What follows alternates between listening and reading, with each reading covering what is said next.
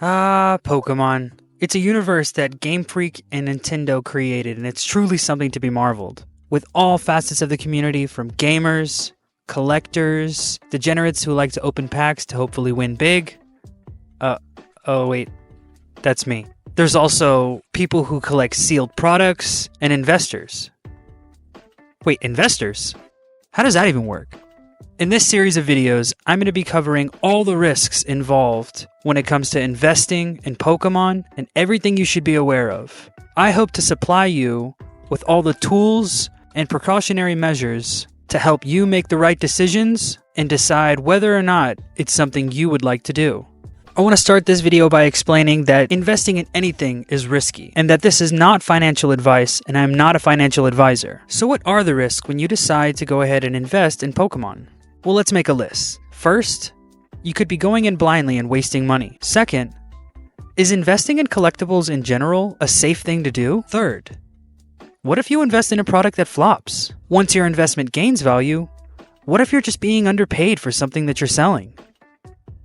And last but not least, the massive beast that looms over the community, being scammed. Now, I'll be making a video about each one of these points, so I hope you stick around. When it comes to the first point, you're bothering to watch this video, which means good for you, you're willing to learn.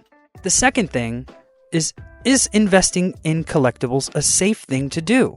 Well, let's look at the history of collectibles. Collectibles have been a thing for a long time, decades. Baseball cards, football cards, figurines, limited edition supplies, jewelry, plates, everything. You name it, there's a collector for it. That being said, we're going to focus on Pokemon. When you decide to invest in Pokemon, you want to know how safe is the investment. Now, there's only a couple of instances that we can actually refer to. So there was the dot-com bubble in 1999. There was also the Great Financial Crisis in 2008.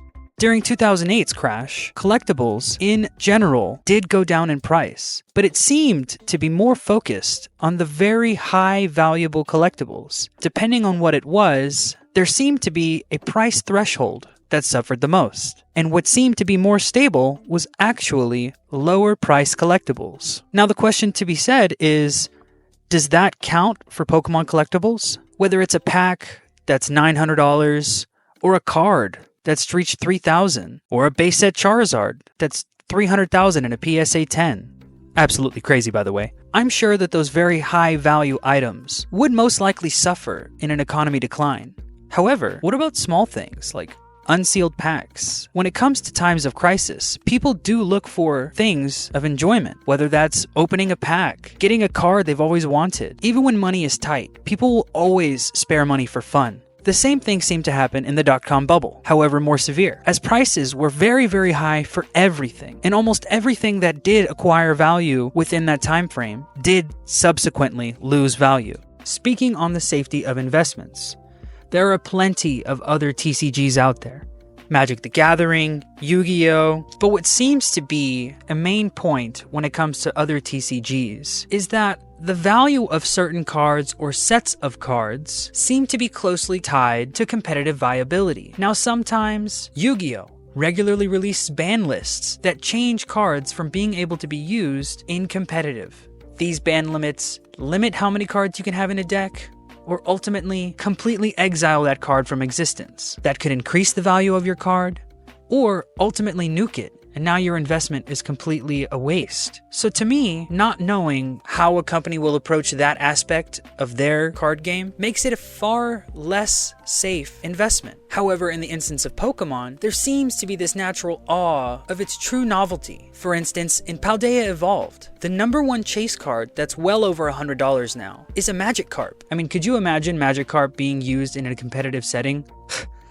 It literally just splashes around like a fish. Now, the reason I think that that card has so much value is we all know what it was like having a Magikarp. You put it out first when you start the battle, you swap it out, and then you continue your battle. You get your Magikarp some experience, and then hopefully you'll get your Gyarados soon enough. But that's just a testament to the novelty of these cards. What we value as a community seems to be more about what the card represents in our memories, our fondness, and likeness to them. So I feel in general, Pokemon and its products seem to be a relatively safe investment. That brings it back to investing in anything is always a gamble. And we are here to make sure that we hedge our bets in the right way, have the information we need, and use every tool at our disposal. Because if you look back, using PokeWizard, every set from Unified Minds and onwards has increased in value. So anything before August 2nd of 2019 has gained value. Now that's not set in stone, and definitely not concrete, but I think it's a pretty substantial piece of evidence that we can refer to. That's one of the tools that we can use, PokeWizard, which will allow you to know what the value of an entire set is and how it's done over the years. So I'll be covering a lot of these topics in depth in another video. This one is mainly focused for beginners, people who are curious about this aspect of the community. So, is investing in Pokemon collectibles a safe thing to do? The verdict? It's a lot less risky than most investments, but investing in anything is not entirely safe. If you liked this video, please like it, and then watch my next video, where I cover how you can avoid investing in a product that flops when it comes to Pokemon. As always, much love to you all, and may the Gamba Gods be with you.